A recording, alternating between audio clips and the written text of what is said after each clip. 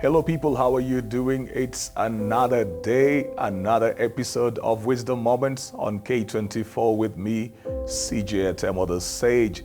This week I will be talking about money sense, and I'll tell you why.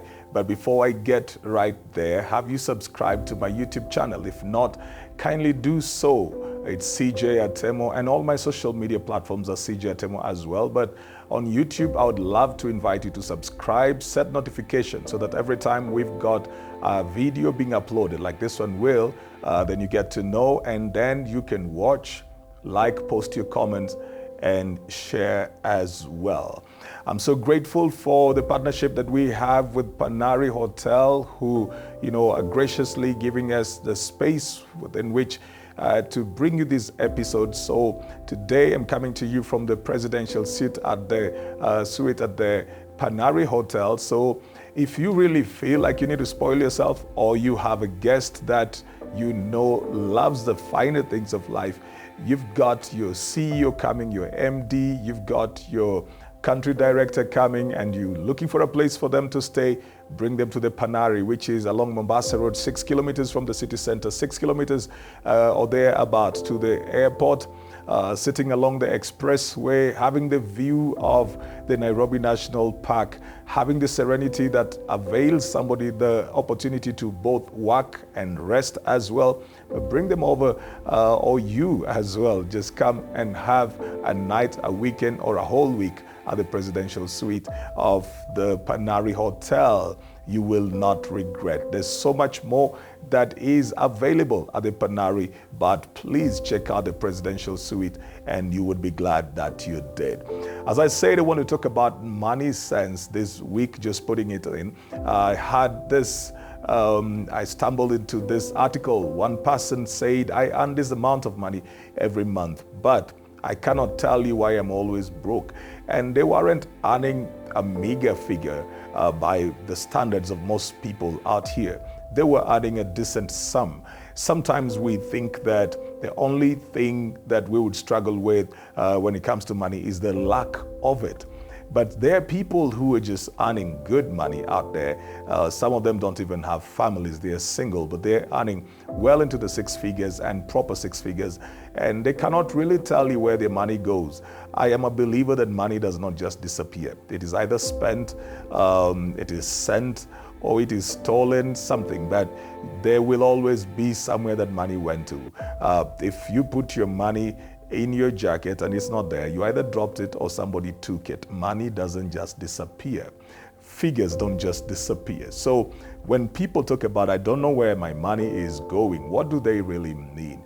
And we've got to talk about a few things that will help you take care of your money even better. The first one is just a thing that I have preempted in my opening talk, and that is you have to track your money movement. Track your money movement. From the point where you earn money to the point where you spend it, you need to be having some records, whether it is receipts or mental records, whichever way it is. The statements that you would get from, the mobile money providers, whatever service providers, whatever it is. You need to be able to track your money from the point of receiving it to the point of it getting out of your pocket. This, ladies and gentlemen, helps you to get to know your spending habits, helps you to get to know what your fetish would be. It helps you to get to know what you need to deal with, what you're looking at. It helps you to get to know where most of your money goes. And then you will begin to think properly concerning that. There are a lot of people who never, ever can track their money because there's no record. I mean, you get the money at the point that you have it, you begin to spend it. It is worse when you are the kind of person who, will go on wild parties, because when you are, for example, high, you may not even know how much you are spending, and you just keep going and going and going. So if you don't have things like receipts, if you don't have people who hold you to account to how you spend your money, you may not be able to track it. That is how somebody wakes up in the morning and says, but I went out with 30,000 or 20,000. I went out with this, and you're coming back home in the morning, you realize you're only left with a few hundreds or 200s. You don't know whether somebody stole, you don't know whether you spent all of that. Some people will say, look, you were buying us drinks the whole night, and you'll be like, no, I cannot remember that. Why didn't you stop me? I've had people getting upset with their friends because they feel their friends did not stop them from spending money, yet their friends thought, well, you have the money to spend. Most of the times, people who will not track their money are people who actually think they have enough money. The people who have less money, they know everywhere their money is. They know every corner their money is. They know the money that was left in their pocket. They know the money in their wallet. They know how much money is on the phone. They know how much money is in the bank.